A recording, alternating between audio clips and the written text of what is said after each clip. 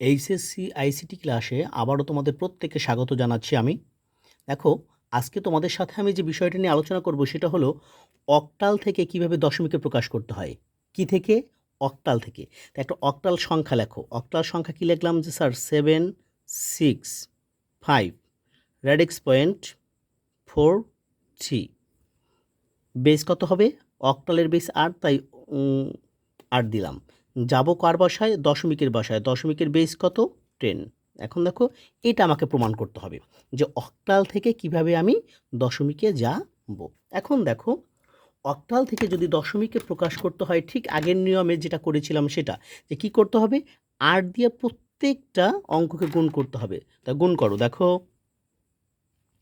এই 7 গুণন 8 যোগ 6 গুণন 8 যোগ 5 গুণন 8 যোগ 4 গুণন 8 যোগ 3 গুণন 8। তোমরা এখানে বলতে পারো স্যার র্যাডিক্স পয়েন্ট কী করছেন? র্যাডিক্স পয়েন্টের এই ক্ষেত্রে কোনো ভ্যালু নেই, তোমাকে একসাথেই সব যোগ করতে হবে। এখন দেখো, ভ্যালু আছে কখন? যখন এই যে এইটা তো অপূর্ণ সংখ্যা, অপূর্ণ সংখ্যার ক্ষেত্রে -1 -2, তখনই বোঝা যাবে যে এই দুইটা কি অপূর্ণ সংখ্যা, আর এইগুলো কি পূর্ণ সংখ্যা। 0 1 2। এটা কি বুঝতে পেরেছো? এখন দেখো তারপর কি হবে? এই 7 গুণন 8-এর স্কোয়ার মানে কি 8 গুণন 8, 8 কত হয়? 64 যোগ 6 গুণন 8 গুণ 1, 8 8 যোগ 5 গুণন এইখানে 8-এর পাওয়ার 0।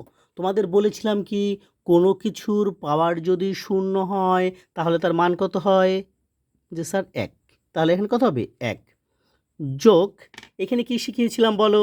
এখানে শিখিয়েছিলাম যে এই 4টা একসাথে উপরে উঠিয়ে দেবা। তুমি এটা আলাদাও করতে পারো, দেখো একটু করে। 4 গুণন এই ভাগ, এই বিয়োগের কারণে ভাগ হয়ে যাবে। দেখো কি হবে? 1 হবে উপরে, আর 8-এর পাওয়ার, এই 8-এর পাওয়ার কত আছে? এই 1 হয়েছে। এখন এই মাইনাসের কারণে কিন্তু এটা ভাগ হয়েছে। যোগ এই দেখো, এই 3 গুণন 1/8-এর পাওয়ার 2 মানে 8 স্কোয়ার।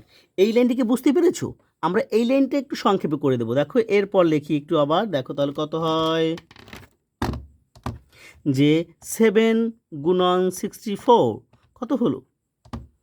7 গুণন 64 কত হলো? 448। লেখো 448 যোগ 6টা 48 যোগ 5 1 5। এটুকু তো ঠিক আছে। 4 7 28-এর 8 হাতে আমার 2, 6 7 42-এর 2 44, ঠিক আছে। যোগ দেখো এখানে এখন গুণ বজ্র গুণন করে দাও, কত হয়? 4/8 যোগ এই 3 যাবে উপরে, 3 1 3/8-এর পাওয়ার 2 মানে কি 8 8 64। আমরা এই লাইনটা এখানে না করে এই লাইনটা সরাসরি এখানেও করতে পারি। এখন দেখো কত হয়? দেখো 448 যোগ 48 যোগ 5 কত হলো? 501। এখানে লেখো 501 যোগ এখন এই 4/8, দেখো 4/8 কত হয়? 0.5, দেখো 0.5 যোগ 3/64 কত হবে? 3/64 কত হয়েছে? 0.0468, 0.046875। এর সাথে যোগ করে দাও সবগুলো। যোগ 0.5 0.5 যোগ 501 501 কত হলো?